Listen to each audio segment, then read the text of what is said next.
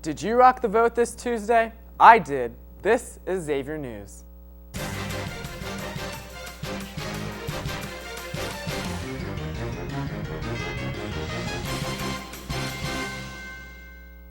Welcome to Xavier News, Muskies. I'm Jake Lutz. And I'm Andrea Bazzoli. As you all know, Ohioans voted this Tuesday to elect local officials and weigh in on the statewide issues. Scott Manzi has more on the election night and the PPP majors' involvement with electoral campaigning. Scott? Xavier preaches the value of real-world experience. For 20 PPP majors, that experience is working an electoral campaign, a project which culminates in election night. We've had 7 teams of students working for 7 different city council candidates, and they'll periodically come up and talk about their candidate's strategy and how they think the candidate is doing. We get assigned to a candidate. We look at numbers, the demographics of the vote that we can project our candidate to receive. We look at pretty much everything that the candidate would look at when planning their election strategy, and then we create somewhat of a mock campaign strategy for that candidate, and then present it the week prior to the election. It may seem like a lot of hard work, but the experience is invaluable. Definitely become more involved and aware politically. This class really helped to kind of get you in the mindset and make you aware of the issues that are going on around you. It's not as easy as you think. It takes a lot of planning, and the numbers are really important. It's a lot of name recognition and getting out there and being involved in the community. You can't just do it from your laptop. You can't just do it, plan it out in your head. You've got to be out there doing it. That's not to say they don't learn a thing or two on election night. It's been a good experience, a little nerve-wracking, but it's a good experience to really get out here and see if this is kind of the right thing for me and right thing for us to do if we enjoy it. High pressure, kind of analyzing the numbers and presenting like what we've been working on over the past few months, but a good experience, a good opportunity for us to kind of communicate what we've been learning to the general public. I would argue to you that I could drop one of these students in any campaign in the country, and they may not be able to run it, but they would understand what was going on in every room of the campaign headquarters. I'm Scott Manzi, reporting for Xavier News on the Muskie. Thanks, Scott. I'm glad the PPP majors are getting people out there to vote. As you may know, today is Veterans Day, a time to honor those who have served our country. At 11 a.m. today, the Xavier community gathered to honor 2 alumni who lost their lives in the Iraq War. Matthew Mattingly, class of 1998, and First Lieutenant Michael Runyon, class of 2008, were commemorated at the shrine of Our Lady, Queen of Victory and Peace, located just off Dana Avenue. Their names join those of Xavier grads who lost their lives in World War I, World War II, Korea, and Vietnam. Our hearts go out to their families, and we hope you take time today to remember your veterans. We've all been to the bookstore to get our semester readings and Xavier gear, but did you know they have more than just textbooks? Hannah Black has more. The Xavier University bookstore, believe it or not, Muskies, sells more than just textbooks and Xavier gear.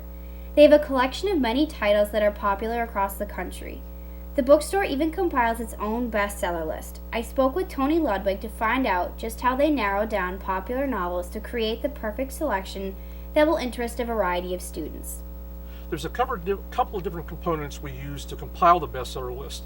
One is to look at things locally, what sells here specifically in our store, so that we can tailor some of the bestseller lists specifically toward the student body and the faculty and staff. They added several new books to the list this week, including authors like John Grisham, Nicholas Sparks, and Glenn Beck. Also, don't forget to pick up your copy of the biography of Steve Jobs by Walter Isaacson. They will be discounted for 30% off until November 12th. The bookstore puts a lot of effort into compiling and discounting these books.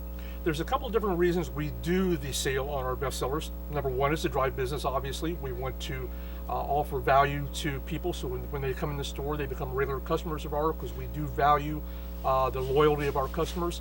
But the other thing is we want to make sure that we're getting reading material out to the campus. Well, that's all from the bookstore. This is Hannah Black reporting for Xavier News on the Muskie. Thanks, Hannah. Who knew the bookstore wasn't just for textbooks? Don't go away, Muskies. There's more Xavier News right after this. What are you doing? I don't know.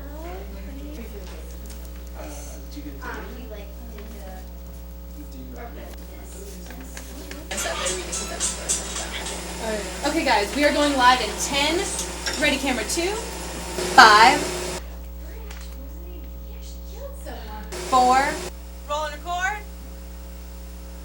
3, 2,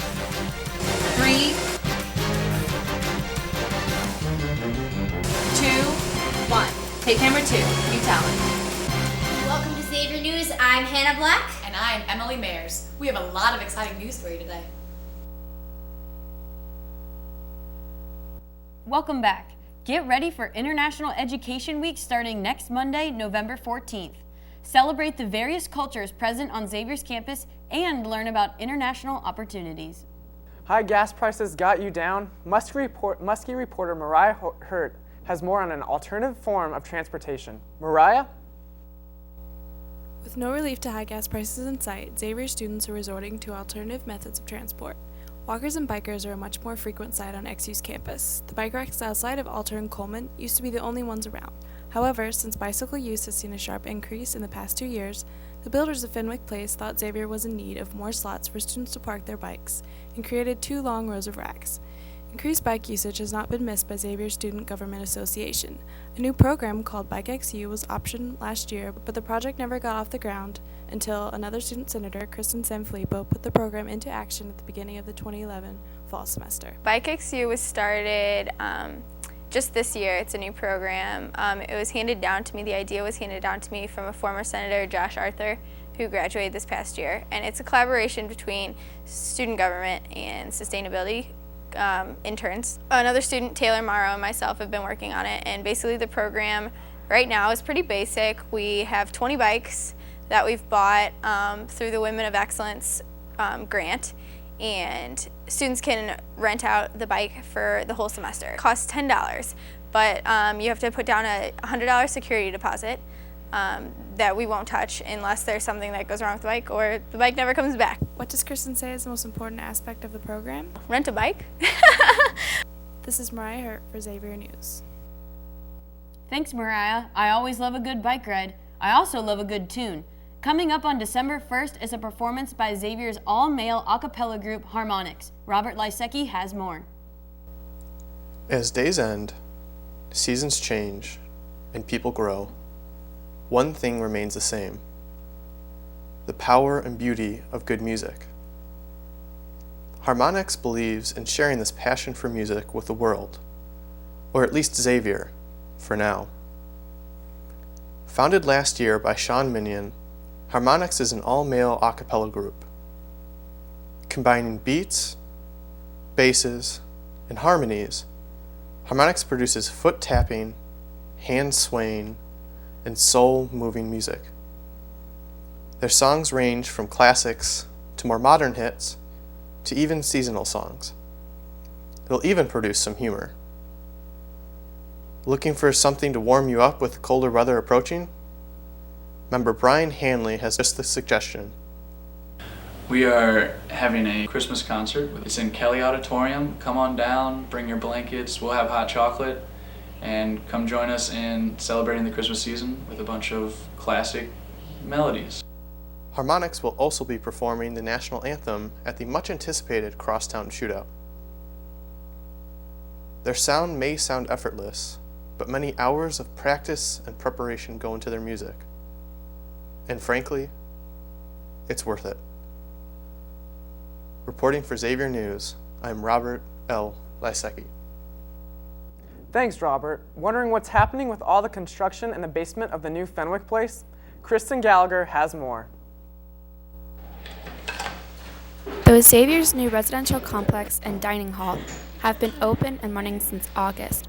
Construction on the recently named Fenwick Place is still underway.